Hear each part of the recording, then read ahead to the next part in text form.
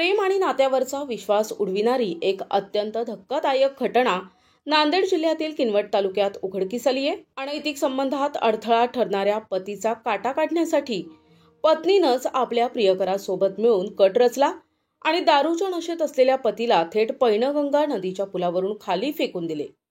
तब्बल 1.5 महिन्यांच्या अथक प्रयत्नानंतर किनवट पोलिसांनी या खुनाच्या प्रकरणाचा यशस्वीपणे छडा लावलाय, ज्यामुळे परिसरात खळबळ उडाली आहे।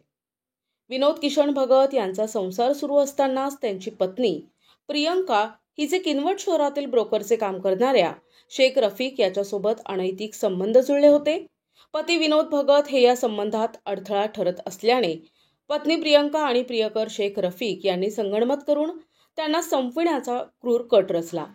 29 ऑगस्टला रात्रीच्या वेळी दारूच्या नशेत असलेल्या विनोद भगत यांना घेऊन दोघेही मराठवाडा आणि विदर्भाला जोडणाऱ्या पैनगंगा नदीवरील खरबी पुलावर गेले आणि तिथे त्यांनी विनोद भगत यांना पुलावरून जिवंत खाली फेकून दिले। या क्रूर हत्येनंतर 4च दिवसांनी म्हणजेच 3 सप्टेंबरला मयताची पत्नी प्रियंका हिनं स्वतः किनवट पोलीस ठाण्यात पती बेपत्ता झाल्याची तक्रार दाखल केली।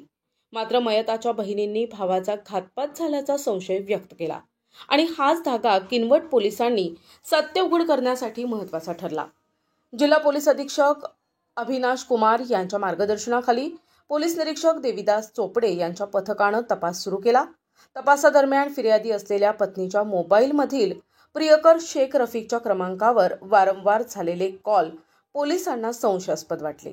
प्रियकराला ताब्यात घेऊन चौकशी केली असता त्याने अखेर गुन्ह्याची कबुली दिली। प्रतिनिधी सचिन जाधव, NTV न्यूज मराठी, नांदेड।